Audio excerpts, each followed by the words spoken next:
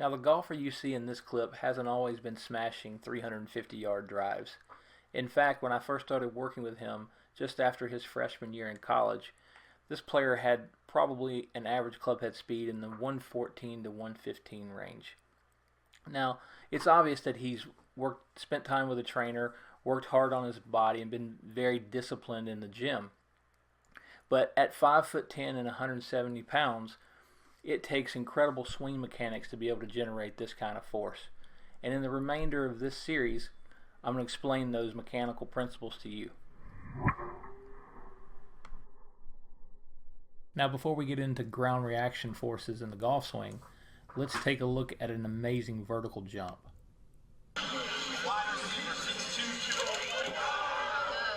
Whoa, what did we just see there? Pretty incredible 47-inch vertical jump. Let's take a slower look and deep dive into what we just saw there. So the first thing I want you to notice is he lifts his arms up above his head. The purpose for that is that he is trying to increase the force and the downward movement that he puts into the ground early.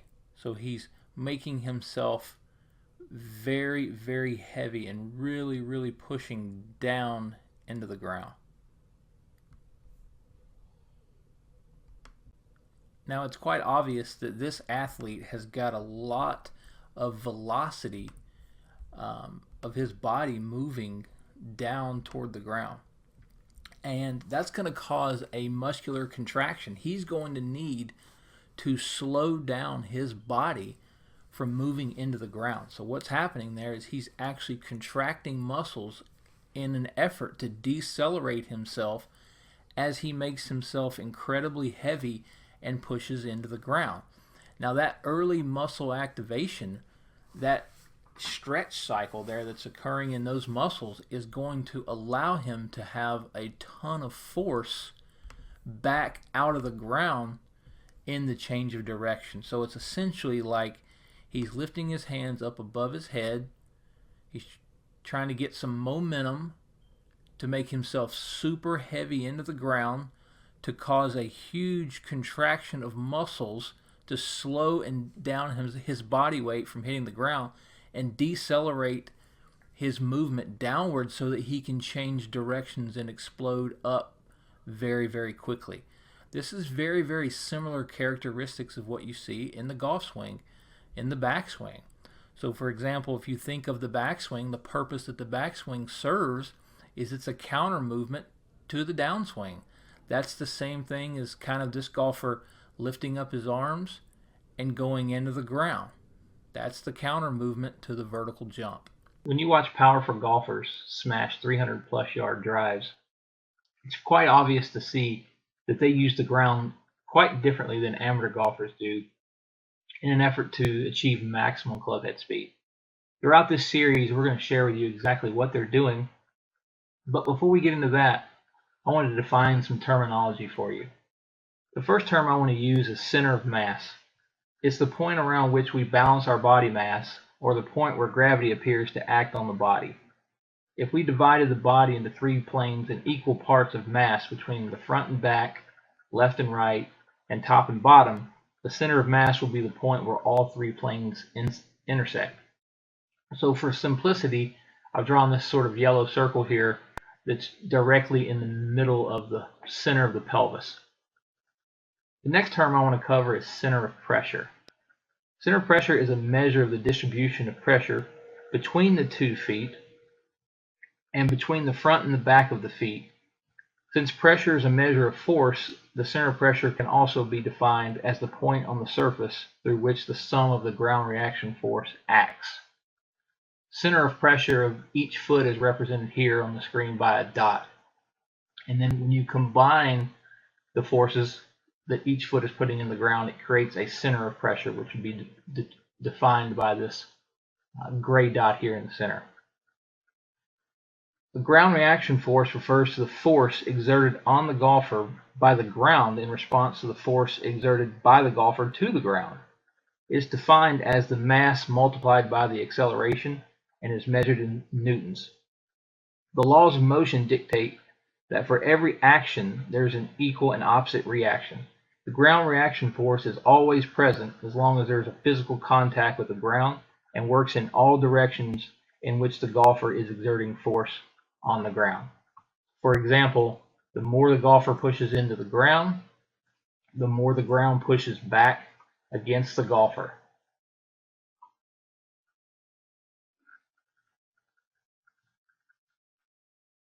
Mass is a measure of how heavy an object is and is measured in kilograms or pounds.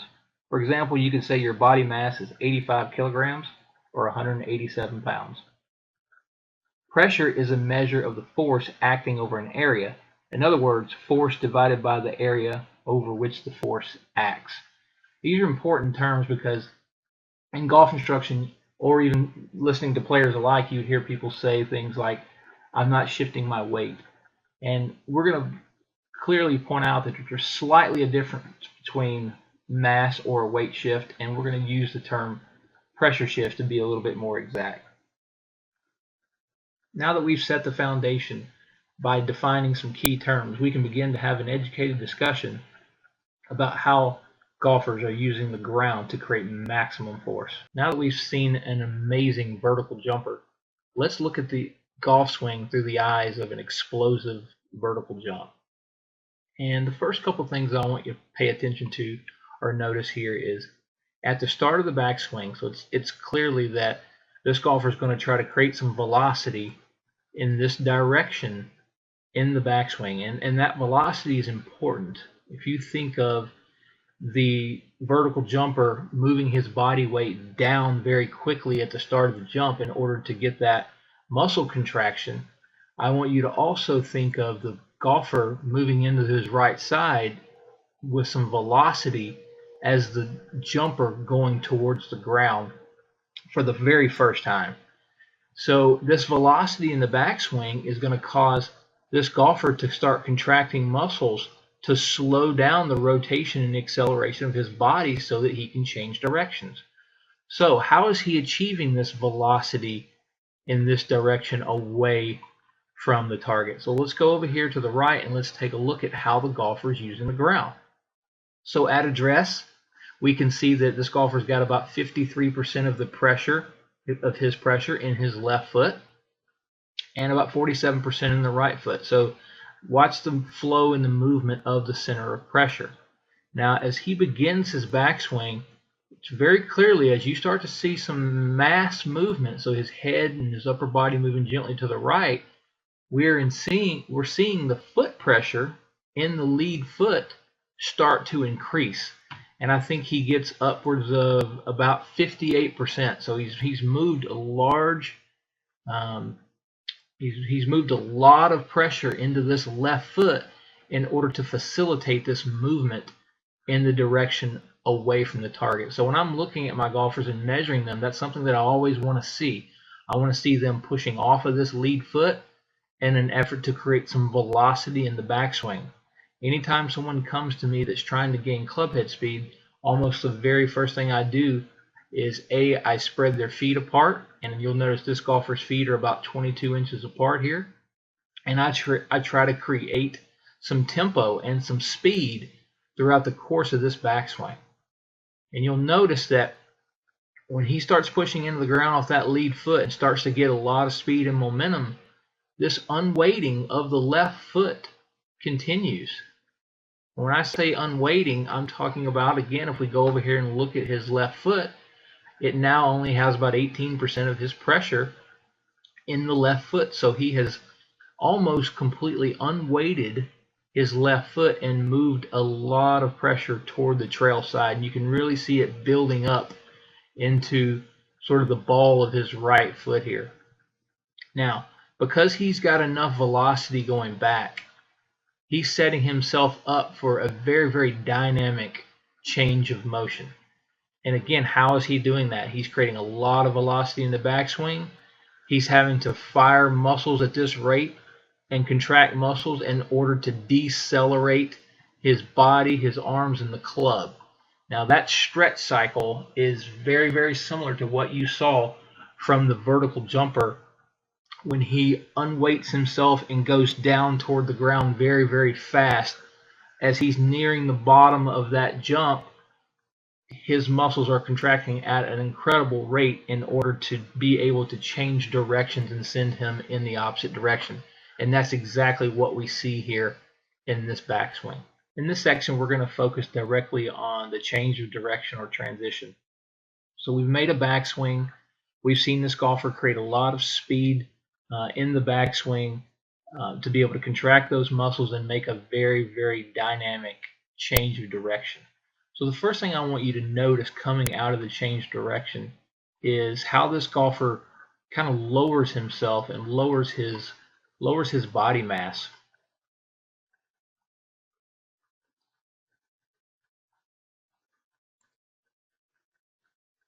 So I'm just kind of marking the top of his head there. So an early transition, you can see that his head's moving down and his pelvis is lowering, his torso is lowering, and he's moving pressure very dynamically. If we look over here on the right and we look at the center of pressure trace and how it moves toward the lead foot, he's moving pressure very dynamically down and into the ground, into that left foot, very, very early. The other thing that I want you to pay very close attention to is this bottom portion of the graph. And what this is the center pressure velocity. What that basically means is it's measuring how fast the golfer's center of pressure is moving in a linear direction or towards the target. Now, this is a very, very, very important concept.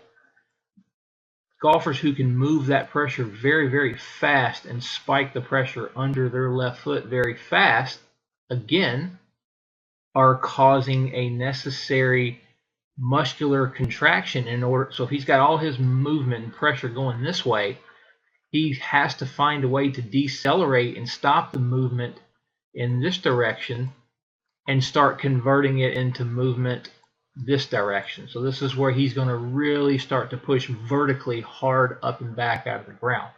So before we get to that, again, I will just kind of want to recap what we're seeing in the early change of direction. So because he moved fast off the ball into his right side, he started contracting muscles early. That gave him a very ability to make a very fast, quick change of direction with a lot of pressure downward into the left foot. Notice he's got about 80% of the pressure in that left foot right now. And notice that it doesn't go that much further than that at this point, because he's going to really start spiking the force out of the ground up and back, kind of in the direction of his left ear here. He's going to be pushing back very, very hard in this phase of the golf swing. In this last section, I want to talk about what I probably consider the most important part of the equation in terms of generating speed, and I call it the pullback.